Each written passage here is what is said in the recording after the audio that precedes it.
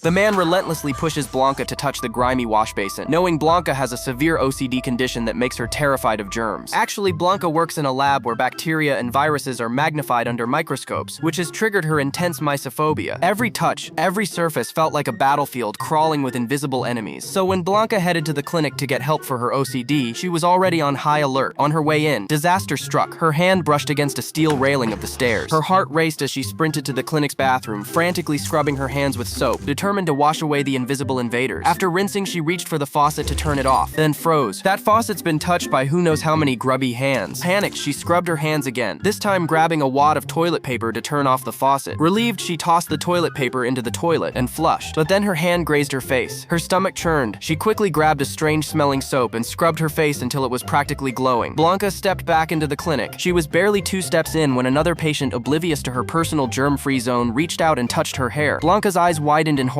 She spun around and bolted back to the bathroom, yanking out every hair-washing tool she could find. She washed her hair like her life depended on it, determined to erase every trace of that unwanted touch. As she returned to the waiting room, out of nowhere someone tossed a ball her way. Back to the bathroom she went, ready to scrub for the 3rd time that hour. But when she reached for the toilet paper to turn off the faucet, the dispenser was empty. Blanca called out to the clinic staff for more toilet paper. When they handed her a new roll, she wasn't taking any chances. She grabbed it with her elbows, but as she tried to unroll it, the whole thing slipped and hit the floor. That roll was dead to her now. She begged the staff for another, even offering to pay for it. This time she carried the fresh roll to the waiting room and carefully spread it over her seat like a protective shield. Just when Blanca thought she might finally catch a break, in hopped Jack, a fellow patient with his own bizarre OCD quirk. Jack was terrified of stepping on line. To him, the world was a grid of danger, and he'd only place his feet in perfect rectangles or squares. The clinic's floor was his worst nightmare, a maze of lines everywhere he looked. So Jack did what he always did. He leaped from one sofa to another, bouncing across the waiting room like a kangaroo on a mission. In his chaotic hopping, Jack miscalculated and landed right on Blanca's carefully covered seat. Meanwhile, the other patients, fed up with Jack's antics, decided to help. They tried to trick him into stepping on a line, thinking it might break his fear. When that didn't work, they got creative. They blindfolded Jack, guided him gently, and placed his foot squarely on a line. The room held its breath as they pulled off the blindfold. Jack froze, his face pale, and then